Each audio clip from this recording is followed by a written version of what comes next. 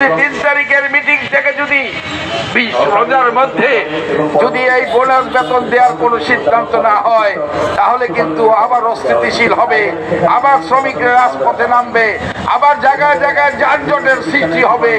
আমরা সেটা চাই না। সরকার যেন তীক্ষ্ণ দৃষ্টি রাখে, মালিকদেরকেও যেন চাপে রাখে। আমার বক্তব্য এখানে পরিষ্কার। সবশেষে আমি আপনাদের এই সংগঠনের উত্তরোত্তর সফলতা কামনা করে আগামী দিনের আন্দোলনে আমরা আপনাদের সাথে আছি সেই কথা বলবো। এবং আমি সব শেষ কথা বলে আবারও শেষ করতে চাই, 20 রমজানের মধ্যে গার্মেন্টস শিল্পের শ্রমিকদেরকে যে কোনো মূল্যে তাদের বকেয়া বোনাস এবং তাদের মজুরিগুলো পরিশোধ করতে হবে। রাজপথে যেন শ্রমিককে নামতে না হয় সেটা নিশ্চিত করা নতুন শ্রমমন্ত্রী এবং শ্রম প্রতিমন্ত্রীর দায়িত্ব। তবে মাননীয় প্রধানমন্ত্রী, 12 দিনের সরকার অনেক কিছু বুঝে উঠবে না, আপনাকে তীক্ষ্ণ দৃষ্টি রাখতে হবে।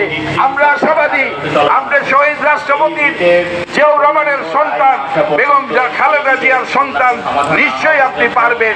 তবে আপনাকে বলবো, আপনার ডান বামের পাশে লোকদের থেকে আপনি সাবধান থাকবেন। আপনার রক্তে ধমনীতে দুজন সফল সরকার এবং রাষ্ট্রপ্রধানের রক্ত প্রবাহিত। আপনি আপনার চিন্তা দিয়ে এই দেশ পরিচালনা করুন।